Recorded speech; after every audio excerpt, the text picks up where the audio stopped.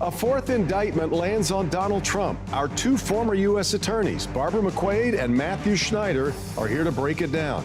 And in Trump's absence, the debate goes on. With him still far ahead in the polls, can a Trump alternative emerge to lead the field? Today is Sunday, August 27, 2023, and this is Flashpoint. Hi, welcome to Flashpoint. My goodness, what a week. From the round of flash flooding that washed out neighborhoods and more than a few air travelers, to a plane crash that just happened to take out the guy who led a short-lived march on Vladimir Putin. And between those events, an astonishing political week. Now, I realize the bar has been moved sky high on what it takes to astonish us these days, but to see a former president's mugshot, well, that is a most extraordinary photo. Perhaps even more so for the fact that it's a kind of Rorschach ink blot, where some see shame and disgrace, others see a fighter under siege by a stacked system. And the night before that picture was taken, a stage of 8 Republicans gathered for a debate at which most of them refused to condemn him, even as they seek to replace him as the frontrunner for the 2024 election. These continue to be very complicated times. We're going to try and sort through a lot of it this morning. My roundtable will call the balls and strikes from that Wednesday night debate. But up first, former U.S. attorneys Barbara McQuade and Matthew Schneider, yes, an Obama appointee and a Trump appointee, on what's ahead, what matters, and what is merely sideshow in the cases against Donald Trump. All today on Flashpoint.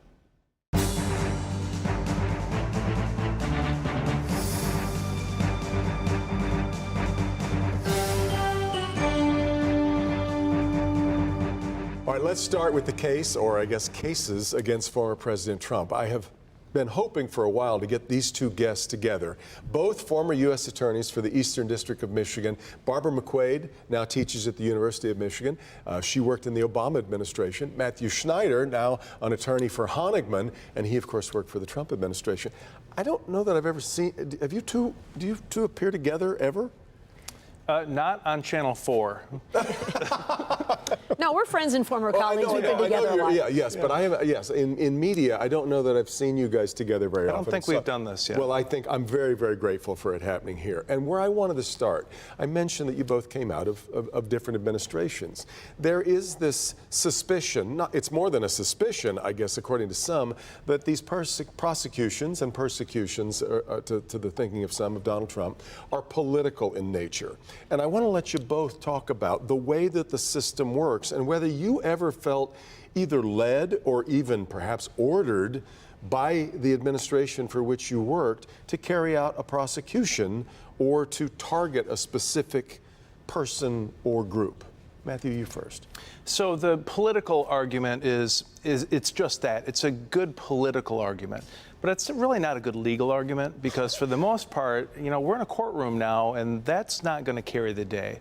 I personally never felt strong-armed or directed by Attorney General Bill Barr to do certain things one way or the other. He did make it very clear what his view was, and especially on these cases during COVID when we were going across the country taking enforcement actions against governors and elected officials, he made his view very clear to me. I happen to agree with it, but I was never directed that you've got to prosecute this case, you have to do this, except in the case of, you know, if you're ordered to take certain procedural steps, but, you know, it's pretty rare. How about you? Yeah, no, in fact, you know, the Justice Department has a policy manual that says prosecutors may never take action in a case based on any political considerations whatsoever. And I found that to be absolutely true. We developed cases, agents brought evidence to us, we reviewed them. If we thought that there was a prosecutable case there and that it was in the best interest of justice to bring the case, we did. You know, for example, I consider myself a nonpartisan, but I happen to be appointed by a Democratic president, President Obama. But we prosecuted, you know, the former mayor of Detroit, Kwame Kilpatrick, who was a Democrat. And we didn't do it based on politics. We based it on facts and what witnesses were coming in and telling us. And that's the way we always practiced. And I like to think that's the way the Justice Department conducts its business today. And I want to get to that because you used the RICO approach against Kwame Kilpatrick, which is what we're seeing now against Donald Trump. Back to Matthew, your point, these cases now have to stand on their own no matter how we got to where we are. Correct. Of these 4 cases that you see stacked against against the president right now. Which one to you looks like the biggest pile of trouble for him and his attorneys? You know, it's difficult to say because we haven't seen the grand jury transcripts. We haven't been involved in all of that. But I personally think that the Mar-a-Lago case is probably the most challenging for the president. Case. Yes, because, you know, he doesn't have the same type of defense in that case. I mean, he possessed these documents. He essentially admitted that. There's a lot of nefariousness that went around that. It doesn't have to be that they're classified documents. They're national security documents. He had those. In all of these other cases, he at least has a plausible defense that I was relying upon lawyers. I took their legal advice. Right. Now, they weren't his official government lawyers. Presidents, of course, in the past have listened to outside counsel like FDR and even President Lincoln. And so he has a defense that is, I listened to these lawyers, I believed them, and I truly thought I had won the election. That's a plausible defense. He doesn't have that same thing in Mar-a-Lago. In the documents case, interesting. What are your thoughts on the toughest hill to climb? I tend to agree with Matthew simply because willful retention of classified documents is a kind of tried and true case. From time to time, former government employees take documents home that they're not supposed to, and so the case law there is fairly well developed. The others involve some more novel legal theories. But in terms of consequences upon conviction, I think the Georgia case brings a lot of peril simply because the penalties for the RICO indictment are, it says in the statute, a mandatory 5 years in prison. Pardons are not issued by the president, only by a nonpartisan board, and only after a person has completed their sentence and another 5 years has expired. My understanding of Georgia law is that if he is found guilty of RICO, there really is no way for him not to do time, which would be an astonishing thing. I think that's right. Now, it could be that doing time consists of home confinement. We've never had a former president It's all pioneer work, yes. convicted or sentenced, and I can imagine the Secret Service presenting some, fair arguments about why they still need to safeguard a former president of the United States for national security reasons.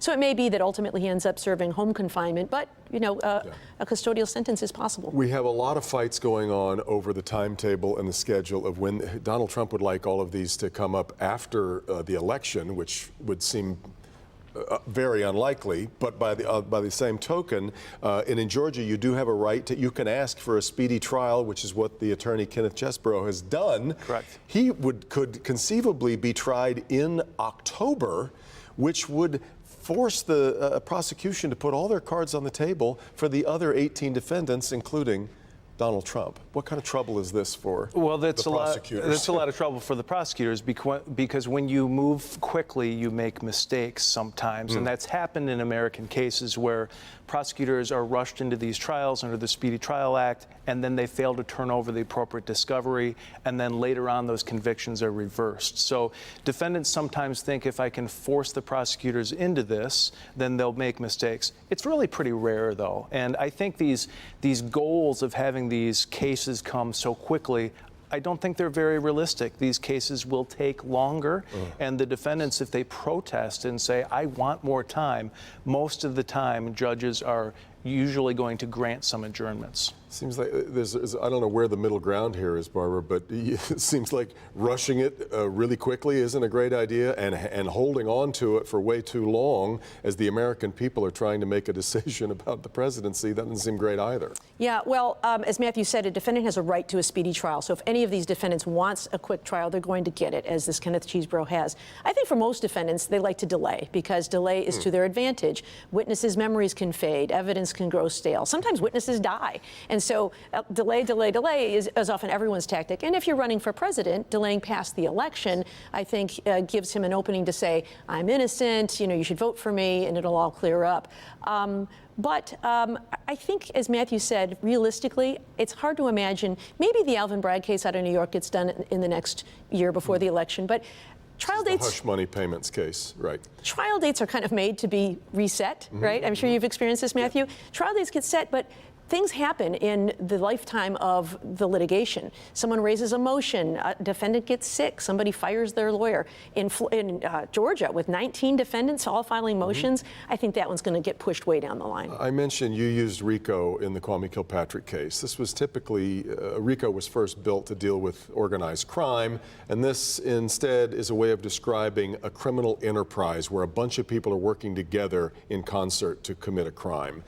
brilliant stroke in Georgia to use that against Donald Trump, or risky?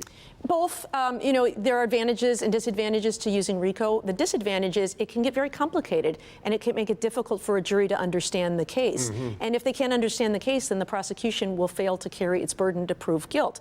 On the other hand, RICO does allow a prosecutor to bring in before the same jury a number of different schemes if they are all under the same umbrella of one common criminal goal. In this case, it was overturning the election in favor of Donald Trump. And they've got different schemes: computer intrusion, intimidation of witnesses, trying to persuade election workers to change their story, pressuring legislators and other officials, and submitting false slates of electors. All of those different schemes get to come into one trial so a jury can understand the full scope of it. Speaking of the false slate of electors, Michigan is mentioned 19 times in this indictment. What happened here is going to play a big role in the way that this case proceeds in Georgia. Certainly, we could see witnesses from Michigan who were involved in that appearing in that case. And it's not just Michigan, it's other states as well. So it just shows that it's expansive. It's not just Georgia, it's about other events in other states. If I don't want to put you both on the spot. Well, yeah, I guess I do. 4 cases here that are going to proceed against President Trump. What would you say is the likely upshot here? Does he go 4-0, 0 for 4, win 2, lose 2? Yeah, I think Barb would agree with me. That's extremely difficult to predict, and a lot of prosecutors, good prosecutors, try not to make those predictions because anything can happen in a courtroom. And this is no usual trial. This is highly unusual. Remember, the prosecution needs 12 people on that jury to convict. If just one person decides not to do it, then it's not going to work. Yeah, presumed innocent until the government bears its burden of proving guilt beyond a reasonable doubt. So at this moment, I think you have to say not guilty and see if the government can be put to its proofs. I hope we can do this as we move forward. You Great two idea. I'm so grateful that you were both here with me together. Thanks so much. When we come back, we will take a look back at last Wednesday night's debate. Did anybody move past Donald Trump or within striking distance of Donald Trump as the front runner for the GOP? This is Flashpoint on Local 4.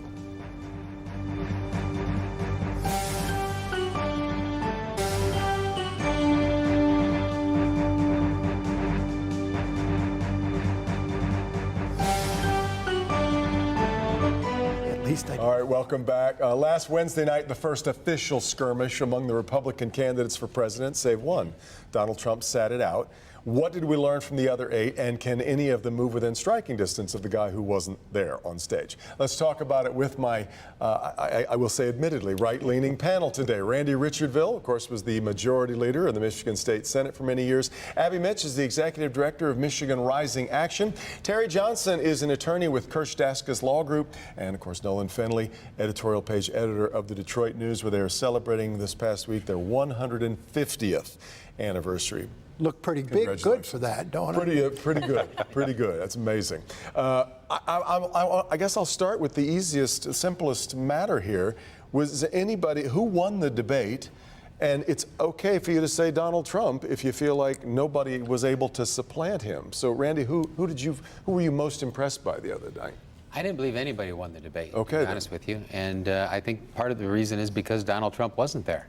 But at the same time, it's not so much that you win a debate, you survive a debate. It's kind of like taking algebra in high school, right? You may never use that in your life, but you need to go through it to show that you can. And I think that's what they were doing, is saying, here are the issues, who should move forward and who shouldn't move forward. The one thing about it, with Donald Trump having something like 47% of the likely voters' support, you got 53 divided by 8 people. That's a relatively small amount. But the other part is, you're only talking about 15% of the likely voters being talked to at that point. That's right. You know, so it's a relatively small group. That's right. And what I didn't see from a GOP standpoint is anybody working toward the middle. You know, this country has about 30% Democrats, maybe 30% Republicans, and 40% in the middle. And yet we're always fighting for these 30% on both sides. The people in the middle are tired of not being heard. And the middle is where elections, especially certainly in Michigan, are won and lost. Abby, did you feel like there was a clear-cut winner? I would say the winner or the person that did win is the person that moves their number forward, their favorability number forward the most, and that person was by far Nikki Haley and Ron DeSantis. I mean, to Randy's point, no one is winning here per se, but what you are doing is you're proving that your campaign has the momentum to keep moving forward until regular people actually tune in sometime in January, maybe on a good year. Yeah. How about it, Terry? Well, you know, I hate to say this, but I think actually the media and the press that night went to Donald Trump. The reason because of the indictments and other things that went on, and that was the conversation. Timing is everything, isn't it? Timing was perfect. He'd probably say it wasn't perfect, but again, it was perfect for that evening. But more importantly, the debate centered still around Donald Trump and Donald Trump's issues. It was funny, a lot of the candidates seemed very reluctant to mention him. It was the moderators who finally, after the first commercial break, brought it up as an issue and brought him back into the center of the stage. Well, absolutely. And again, no matter what you say, again, as my colleagues on the panel have said, you know, this is still about Donald Trump. He's at 47% of the numbers right now. And unless something major happens, he's going to be the candidate. There could be some major things happening, that's for sure. Could be. As we discussed in the previous segment. Nolan, to Randy's point about trying to win the middle, I kind of thought that the person who seemed poised to reach the middle that night was the same person, because you wrote about it the next day, and that was Nikki Haley. Yeah, and I agree with Abby. I think she certainly stood out from the field.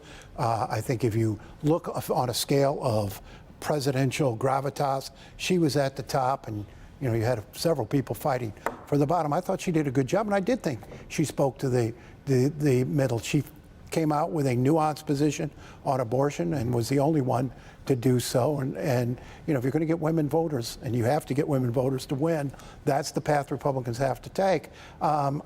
Chris Christie, I thought, did better than I expected and was the most forceful in calling out Donald Trump for his moral and ethical lapses, as did Asa Hutchinson. But, I mean, all these folks are up there running against Donald Trump, afraid to say anything bad about him. This Vivek guy, Ramaswamy. I won't even attempt it, you know, up there saying that's the greatest president of the 21st century. So why are you running against him? Why aren't you in his campaign? I mean, it makes no sense. He's playing for second. He's playing for second? He's playing for second. I mean, just like you mentioned a few moments ago, you know, if something were to happen and he says, hey, I've supported Donald Trump, I think he's great, he could just walk into that position, unlike a Mike Pence at this point, who has completely lost any support of anyone who ever voted for Donald Trump. See, I think it's really these campaigns and candidates made the calculus of who is actually watching this debate beyond folks like us. And it's the person that is looking for someone other than Trump they might think about supporting if they're not dead set on Trump. And I think that's why you saw that candidate outrage when in the second half Trump was brought up, because I was like, hey, we're all here to not do that. Can you stop now? So I would say that would be my counterpoint there. Randy, I saw a number of polls among Republicans who felt that Vivek Ramaswamy had a really good night. But back to your, I can see why he is very appealing to the far right. I can't see how anybody in the middle finds his positions all that attractive. No, I think you're right, and certainly he's the newcomer. He's relatively unknown. He comes out. He shot off a lot of firecrackers, but no fireworks, is the way I would say it.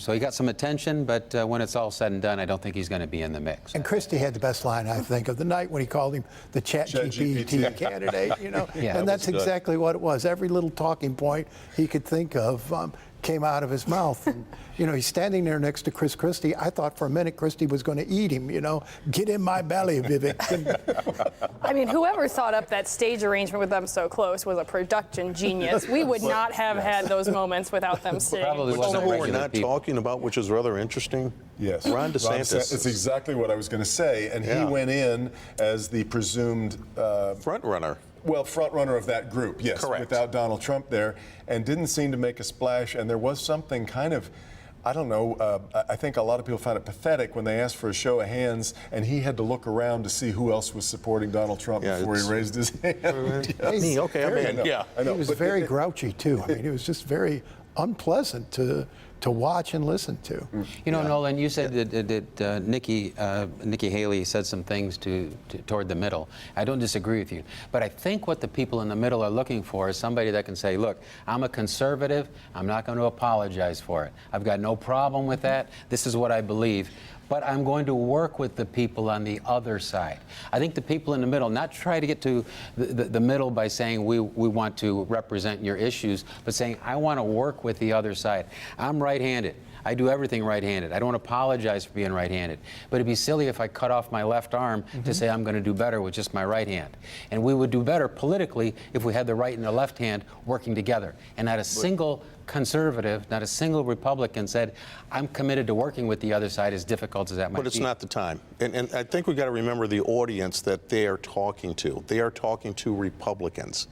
I fully agree with you in a general election, because what's going to happen is the people who go further to the right are going to grab the Republican votes, and then they're going to look to the left if, in fact, they were to get the nomination. So I agree with you, except at this point, the people in the middle are not the issue. It's the people who are already to the right that we've got, that they've got to get I get that, to. but those people in the middle could still be attracted to vote in that primary if it was true leadership and not just responding to what they think somebody wants to hear. And I think that's what the middle's looking for, is real leadership. I thought there was a really interesting moment, Abby, between Nikki Haley and Mike Pence when she was talking about trying to reach across the aisle and build consensus, and Mike Pence said consensus isn't leadership. That's a really interesting philosophical, I think, debate about what political leadership is about. I completely agree with you. I think it was one of those things that if you are planning on running for president, you can't alienate that persuadable voter in the middle. And I think Nikki Haley presented herself actually quite well as somebody who can move to the middle as she needs to in order to win, but that she actually came across as very appealing as a practical thinker, someone who knows a lot about complicated issues but can say them very simply and come up with clean, understandable solutions. She's very authentic. She's warm. I think she just generally, I think there's a reason her favorability numbers jumped that 13 points, I believe it was, is that she just really, this forum really does her very well. She's developed quite a resume. Governor is often considered a really good training ground for an administrative office, like executive office rather, like president, and then also the diplomatic experience as well. Well, I'm really curious, though, about whether what we watched happen in Michigan the last go-round, where the middle, I've only got 20 seconds, is that just about Michigan, or is that what happens nationally and what Republicans need to be learning? You got 2/3 or more of the country wishing they had another choice than Biden and Trump. That's a large part of that is the middle. I think if the No Labels group nominates a credible candidate, you're going to lose the middle to a third party.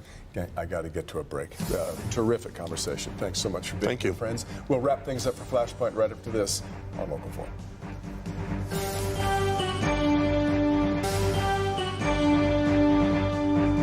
Quick note about next week. Michigan is now considered per capita the largest marijuana market in the country. Is that good, bad, or other? We'll talk about that then. Meet the Press coming up next. Have a great week. We'll see you next time on Flashpoint.